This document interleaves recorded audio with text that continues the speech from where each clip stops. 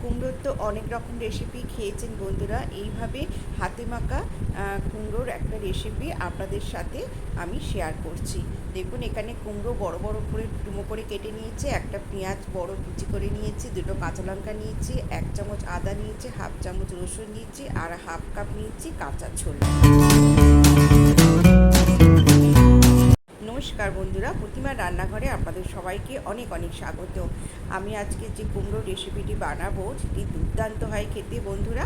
দেখুন, এখানে আমি দিয়ে দিচ্ছি গুঁড়ো মশলা কিছু অ্যাড করলাম।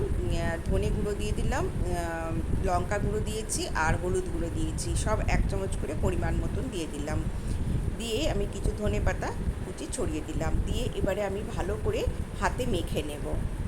এদিকে আমি কড়াইতে বসিয়ে দিয়েছি, কড়াইতে বেশ কিছুটা সর্ষের তেল দিয়ে দিলাম। দিয়ে আমি হাফ টিস্পুন মতন গোটা সাদা জিরে দিয়ে দিলাম, আর অল্প একটু দিয়ে দিলাম 5 ফোড়ন। দেখুন, 5 ফোড়ন, জিরেটা একটু বেশি দিলাম, 5 ফোড়ন অল্প একটুখানি দিলাম। দিয়ে একটা তেজপাতা দিয়ে দিলাম, আর দিয়ে দিলাম একটা শুকনো লঙ্কা 2 টুকরো করে দিয়ে দিলাম। দিয়ে কয়েক সেকেন্ড আমি নাড়াচাড়া করে ফোড়নটা ভেজে নেব। নিয়ে এদিকে আমি মশলা দিয়ে ভালো করে মাখিয়ে নিচ্ছি, হাতে মেখে নিলাম। কুমড়োটা মেখে ভালো করে মেখে নিতে হবে। এবার ফোড়নটা ভাজা হয়ে গেছে, আমি ফোড়নের মধ্যে দিয়ে তেলের মধ্যে দিয়ে দিলাম হাতে মাখা কুমড়ো। এইভাবে রেসিপিটি বানিয়ে খেয়ে দেখবেন বন্ধুরা। ভীষণ দুপুরে ডাল ভাতের সাথে ভীষণ ভালো লাগবে খেতে। রাতে রুটি, পরোটা, লুচি সাথে দুর্দান্ত লাগবে খেতে। একবার হলেও ট্রাই করবেন বন্ধুরা, খুব ভালো লাগবে। আমি 2 মিনিট একটু ঢাকা দিয়ে রেখেছিলাম, আবারও নাড়াচাড়া করে নিচ্ছি ভালো করে।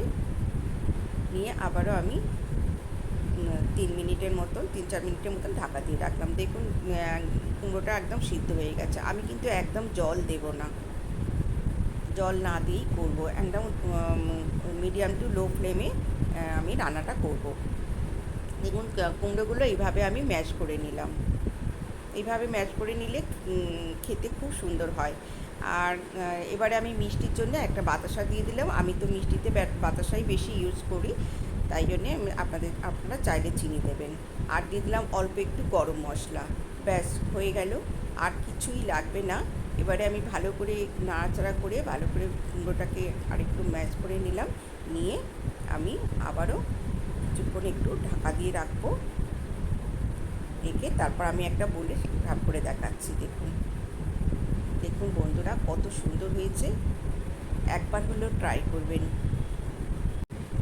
ভীষণই ভালো খেতে হয়। আজকের রেসিপি যদি আপনাদের ভালো লেগে থাকে বন্ধুরা, তাহলে আমার নতুন বন্ধু হলে আমার চ্যানেলটিকে সাবস্ক্রাইব করার অনুরোধ রইল। আর আমার পুরনো বন্ধুদের অনেক অনেক ধন্যবাদ, অনেক অনেক ভালোবাসা। সবাই খুব ভালো থাকবেন, সুস্থ থাকবেন। আজকের মতন টাটা। আবার আসবো নতুন কোনো